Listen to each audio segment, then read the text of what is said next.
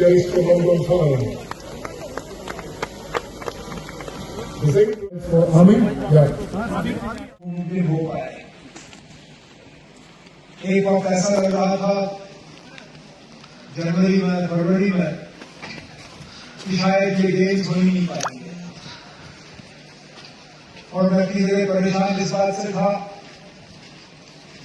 कि लगातार जम्मू कश्मीर ने 4 बार इससे पहले खेलो इंडिया विंटर गेम्स जो है उनको शानदार और कामयाब तरीके से ऑर्गेनाइज किया था। ये पहली मर्तबा होने थे असेंबली इलेक्शन के बाद, और जहां लोगों की चुनी हुई हुकूमत बनने के बाद, और शायद ऊपर वाले का साथ नहीं था और हम ये गेम कर नहीं पाते। फरवरी में जब टीम ऑफ एक्सपर्ट्स आई, उन्होंने हालात देखे और हम खुद जानते थे क्योंकि उससे कुछ दिन पहले मैं खुद यहाँ स्कीम करने आया था, और मैंने जब स्ट्रोक्स की हालत देखी मैंने कहा स्ट्रोक्स चलो हम लोग नहीं कर सकते तो कम्पिटिटर्स क्या करेंगे। तो शुक्र है बात चल रही थी कि क्या कैंसिल करें या पोस्टपोन करें। मैंने कहा कैंसिल करेंगे तो अच्छा नहीं लगेगा, फिलहाल पोस्टपोन करते देखते हैं बस बर्फ पड़े। तो कहते हैं ऊपर वाले के दरबार में देर है अंधेर नहीं। चलिए बर्फ देर से आई लेकिन आई, और इतनी बर्फ आई कि पता नहीं चला कि हम करें क्या इस बर्फ। शुक्र है कि बर्फ वक्त पे हुई और 5वीं खेलो इंडिया विंटर गेम्स गुलमर्ग में जो है हमें आपको होस्ट करने का मौका मिला।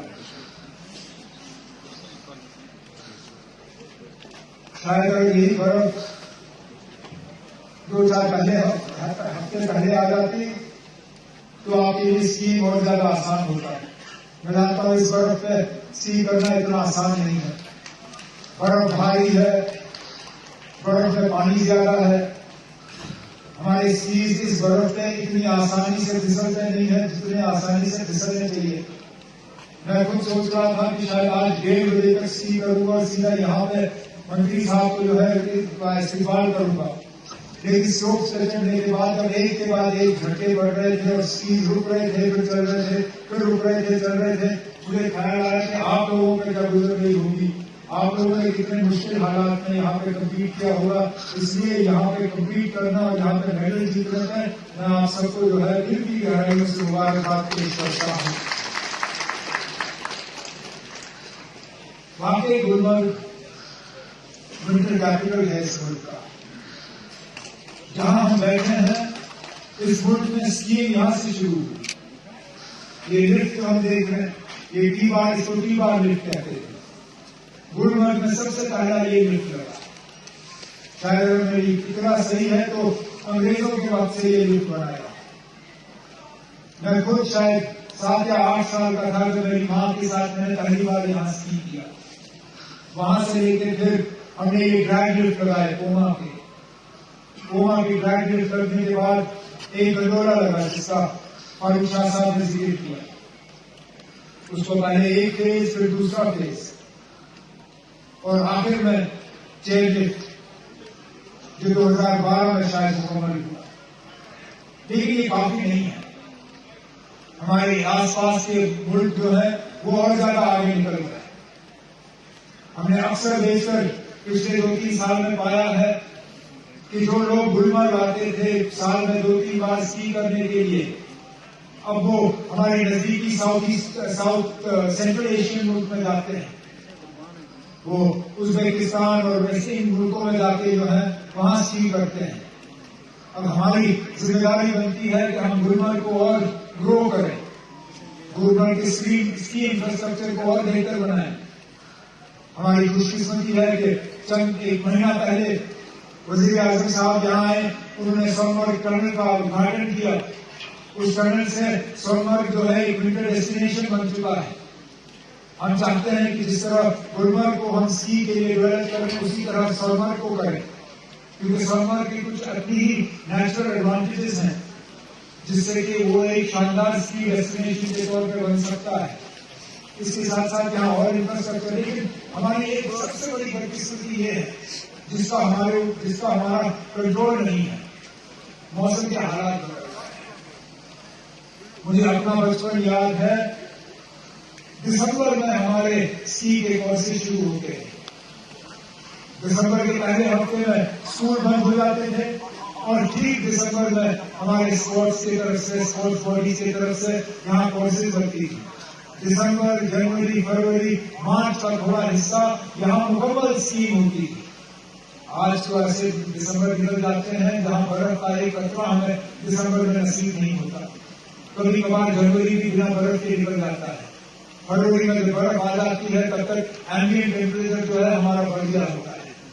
तो हमारी अब कोशिश रहेगी कि आर्टिफिशियल स्नो जनरेट करके अगर हम दिसंबर से, क्योंकि तब तक टेम्परेचर जो है हमारा माइनस पहुंच गया होता है, अगर इन्वायरमेंटली फ्रेंडली तरीकों से अगर हम आर्टिफिशियल स्नो यहाँ पे जनरेट करके अपने 2-4 स्लोप्स यहाँ पे शुरू कर सकें तो मुझे लगता है हमारा स्की का सीजन भी बढ़ जाएगा। हम दोबारा दिसंबर में, जनवरी में, फरवरी में यहाँ स्कीइंग कर पाएंगे और हमें जरूरत नहीं पड़ेगी मार्च में यहाँ खेलो इंडिया गेम्स ऑर्गेनाइज करने के लिए। और मंत्री साहब ने जम्मू कश्मीर की इससे पहले भी बहुत मदद की है। मेरे कुलीग सतीश जी इनसे दिल्ली में मिले, उस मीटिंग के बाद सतीश वापस आए और बहुत खुश थे। उन्होंने कहा मैं अपने काउंटर पार्ट मंत्री मनसुख मांडविया साहब से दिल्ली में मिला और उन्होंने कहा कि जितना जम्मू कश्मीर के लिए कर सकते हैं हम करेंगे। गाड़ी में मंत्री साहब मुझसे बात कर रहे थे और उन्होंने यकीन दिलाया कि जम्मू कश्मीर के स्पोर्ट्स इंफ्रास्ट्रक्चर को, विंटर स्पोर्ट्स और all year round sports infrastructure को डेवलप करने के लिए मरकज की तरफ से पूरी मदद होगी। और हम चाहते हैं क्या अपने नौजवानों के लिए इस तरह के रास्ते खोलें। हम चाहते हैं कि अपने नौजवानों के लिए हम खेल कूद के लिए जो है एक इंफ्रास्ट्रक्चर बनाएं। और खेल कूद का मतलब ये नहीं है कि सिर्फ क्रिकेट का ग्राउंड बने, सिर्फ फुटबॉल का ग्राउंड बने।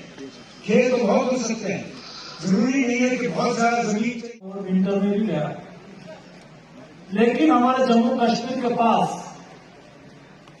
विंटर की जो संपदा है, ऐसी संपदा आज कोई देश के पास होगी। हमें संपदा को एनकेज करना है, ये अपॉर्चुनिटी को एनकेज करना है और उसको हमारे स्टेट के और देश के विकास के लिए उसको संयोजना है, उसको उपयोग करना है। और जब ये हम कॉम्प्रिहेंसिव विचार करते हैं तब ऐसे विंटर गेम्स हमें उपयोगी होगी। ये विंटर गेम्स में 16 स्टेट ने पार्टिसिपेट करा। मेरे सामने ब्लॉक लगाए हुए हैं। हमारी सेना ने पार्टिसिपेट करा, हमारे 13 मिलिट्री ने भी पार्टिसिपेट करा। कुल मिलाकर 750 से अधिक एथलीट ने भाग लिया। दोस्तों केवल 750 यहाँ एथलीट के रूप में आए, खेले, इतना सीमित कार्यक्रम नहीं है। लेकिन जब गेम्स होते हैं, सब एथलीट आते हैं, खेलते हैं, उसको देखने के लिए लोग आते हैं। उसकी तैयारी 3-4 महीने पहले से होती है और जब यहाँ स्पोर्ट चलती है, कंपटीशन चलती है, तब सारे देश में न्यूज के रूप में एक मैसेज जाता है। और जब कोई खेलते हैं तो उसमें केवल स्पोर्ट्स केवल हार जीत नहीं होता है। स्पोर्ट्स में कोई हारते नहीं है, या तो जीतते हैं या तो सीखते हैं और नई ऊर्जा लेके जाते हैं, फिर से कंपटीशन में वो कैसे जीते। इसलिए स्पोर्ट्स एक जीत का प्रतीक है। स्पोर्ट्स आज से नहीं, आदि अनादि काल से और टाइप ऑफ एनिमल्स में भी देखिए, खेलना एक जीव मात्र का नेचर होता है, स्वभाव होता है और देश के डेवलपमेंट के साथ भी जुड़ता है। जब हम विकसित भारत की बात कर रहे हैं, हम डेवलप्ड इंडिया की बात कर रहे हैं, और जब 2022 15 अगस्त को रेड फोर्ट से प्रधानमंत्री जी ने 2047 यानी कि जब देश आजादी का शताब्दी वर्ष मनाता हो, तब हमें भारत को विकसित देश बनाना है, डेवलप करके बनाना है। What is develop country? क्या हम केवल इंफ्रास्ट्रक्चर डेवलप कर देंगे हम डेवलप कंट्री बन जाएंगे? इंफ्रास्ट्रक्चर तो डेवलप करना ही करना है, लेकिन स्पोर्ट्स सेक्टर में भी हमें आगे बढ़ना है और हमने लक्ष्य रखा है कि 2047 में देश को स्पोर्ट्स सेक्टर में दुनिया में 1 से 5 कदम ले जाना है। और डेवलप कंट्री के रूप में जब हम आगे बढ़ते हैं, अब जैसे जैसे बड़े हो जाते हैं, वैसे वैसे आपका व्यक्तित्व निखरता जाता है और व्यक्ति समाज में सोसाइटी में देखने लगती है कि ये व्यक्ति विधायक बना, मंत्री बना, चीफ मिनिस्टर बना, व्यक्ति आगे बढ़ता जाता है। 25 साल में डेवलप कंट्री बनना है, हमें आगे बढ़ते जाना है, इंफ्रास्ट्रक्चर डेवलप करते जाना है, लोगों की प्राथमिक सुविधाओं को आगे बढ़ाते जाना है, हमें हमारे देश के लाइफस्टाइल को आगे बढ़ाना है, देश में रोजगार का सृजन करना है, देश में स्पोर्ट्स इंफ्रास्ट्रक्चर डेवलप करना है और बीच का पड़ाव है 2036 और मोदी जी ने कहा है 2036 में हमें देश में ओलंपिक होस्ट करना है और तब हमें मेडल टैली में दुनिया में 1 से 10 करना है। उसके लिए हमने इंटरनेशनल ओलंपिक काउंसिल के सामने लेटर ऑफ इंटरेस्ट दे दिया है और हम कोशिश कर रहे हैं 2036 में देश में ओलंपिक होस्ट करने के बीड में कामयाब रहे। और दोस्तों, इसलिए हमें हॉलिस्टिक कार्यक्रम तैयार करना होगा, जम्मू कश्मीर से कन्याकुमारी तक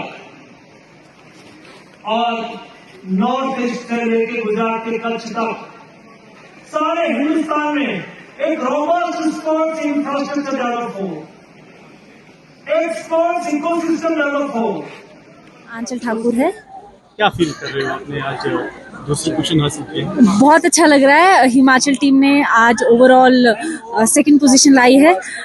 हमारी टीम बहुत खुश है, सबने बहुत मेहनत की थी खेलो इंडिया के लिए और मेरा जो इवेंट था वो अल्पाइन स्कीइंग था, जायंट स्लालम और स्लालम, उसमें दोनों में मैंने गोल्ड मेडल्स जीते हैं, तो बहुत अच्छा लग रहा है। हम सभी एचपी टीम के मेंबर्स बहुत सारे मेडल्स और बहुत सारा एक्सपीरियंस यहाँ से लेके जा रहे हैं। तो इससे पहले भी आप यहाँ पे आए? जी, ये मेरा तीसरा खेलो इंडिया विंटर गेम्स है। क्या एक्सपीरियंस रही आपको यहाँ पे? हमेशा बहुत अच्छा लगता है यहाँ पर, क्योंकि यहाँ के स्लोप्स बहुत अच्छे हैं, यहाँ का जो इंफ्रास्ट्रक्चर है, चेयर लिफ्ट्स यहाँ पर हैं, बिटर मशीन्स है, तो एथलीट्स के लिए काफ़ी फैसिलिटीज़ हैं, तो यहाँ पर हम अच्छे से ट्रेनिंग कर सकते हैं। स्पोर्ट्स स्टेशन में यहाँ पे अच्छा इंतजाम किया? जी बिल्कुल, बहुत अच्छा इंतज़ाम है, चाहे वो अकोमोडेशन को लेकर हो, चाहे ट्रांसपोर्टेशन को, चाहे स्लोप्स पे हम एथलीट्स के लिए बीच रेसेस में हमें रिफ्रेशमेंट लंच प्रोवाइड कर रहे थे, तो सब कुछ बहुत अच्छा था। सुनील है, मैं इंडियन आर्मी को टीम को रिप्रेजेंट कर रहा हूँ और हम यहाँ पे हॉज में रहते, अभी सारी टीम हमारी हॉज में रहती है। पिछले काफ़ी टाइम से हम इसके लिए मेहनत करते, कई सालों से मेहनत करते आ रहे हैं। ये ट्रॉफी के लिए काफ़ी मेहनत की ज़रूरत है, ना कि सिर्फ एथलीट की, उसके पीछे जो उसकी ऑर्गेनाइजेशन है, उसके कोचेस हैं, उसके सपोर्टिंग स्टाफ जितना भी है, काफ़ी उनकी भी मेहनत पीछे बहुत ज़्यादा मायने रखती है। जैसे हमारे जो कोचेस हैं वो हमारे लिए दिन रात मेहनत करते हैं, जो हमारे ऑर्गेनाइजर्स हैं, जैसे हॉज की टीम है जो हमारी, वो भी उसका भी काफ़ी बहुत बड़ा हाथ है इस ट्रॉफी के लिए। तो मैं बहुत बहुत शुक्रिया करना चाहता हूँ उनका भी, जिन्होंने हमारे इतना साथ दिया कि हम इस ट्रॉफी के लायक हुए। So thank you. मैं भी आर्मी से ही हूँ, मैं भी आर्मी को रिप्रेजेंट कर रहा हूँ, मैं हिमाचल प्रदेश से हूँ। क्या फील कर रहे हो आज आपने इस ट्रॉफी की? तो क्या फील कर रहे हो? इस ट्रॉफी के लिए हमने 1 साल की पूरी मेहनत होती है, एक एथलीट की टीम की पूरी मेहनत लगती है इस ट्रॉफी को उठाने के लिए। चल, थैंक यू हमसे बात करने के लिए। Thank you.